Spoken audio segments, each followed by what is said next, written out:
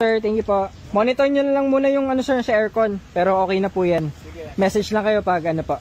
Ingat po. Thank you so much. So, okay na ulit yung EcoSport ni Sir Mario.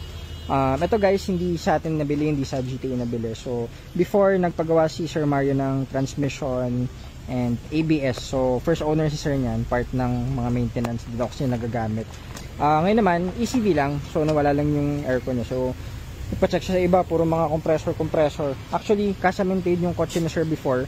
Kaso, after nung experience na before sa labas, dito na siya nagpapamaintain ngayon. So, okay na ulit yung EcoSport ni Sir. Tapos, andyan si Sir sa loob, yung ating client at titingin na Ford Explorer, yung 2014 color black. So, pakita lang natin. At sa kabilang garahe, samahan na lang natin. And also, si Sir Brian pala, nasa labas nagte-test drive yung kanyang EcoSport na in-overhaul natin yung engine. So, hindi dito nabili yun guys, yung EcoSport ni Sir Brian.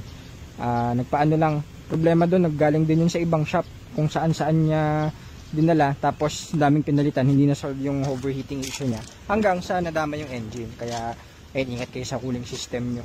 So, hanggang dito, okay na, inayos na namin, okay na ulit. Release natin ngayon, test drive lang sila. Okay, GTA Cars, mamaya ulit.